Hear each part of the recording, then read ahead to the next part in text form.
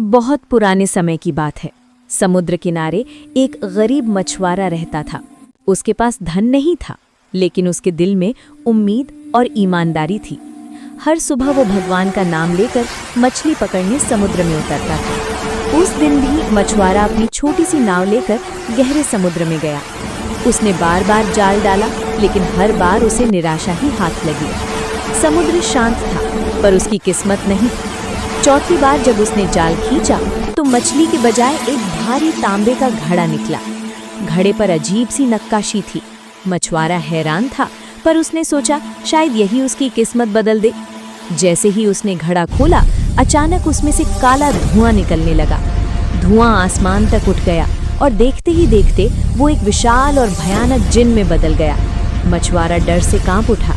जिन गरजते हुए बोला, तूने मुझे आजाद किया है, इसलिए अब मैं तुझे मार डालूंगा। मछुआरा डर गया, लेकिन उसने हिम्मत नहीं हारी। उसने समझ लिया कि ताकत से नहीं, बुद्धि से काम लेना होगा। मछुआरे ने शांत स्वर में कहा, इतना विशाल जिन इस छोटे से घड़े में कैसे समा सकता है? जिन को अपने बल पर घमंड था। वो अपनी शक्ति दिखाने को तैयार हो गया। जिन काले धुएं में बदलने लगा और धीरे धीरे उसी तांबे के घड़े में समाने लगा। जैसे ही जिन अंदर गया, मछुआरे ने तुरंत घड़े का ढक्कन बंद कर दिया। अब जिन फिर से कैद हो चुका था।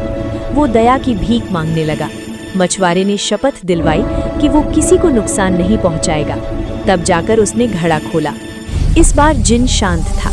उसने मछुआरे को समुद्र के एक गुप्त स्थान के बारे में बताया, जहां जादुई मछलियां रहती थीं। वही मछलियां मछुआरे की तकदीर बदल सकती थीं। जादुई मछलियों की बदौलत गरीब मछुआरा अमीर बन गया। उसका जीवन सुख और सम्मान से भर गया।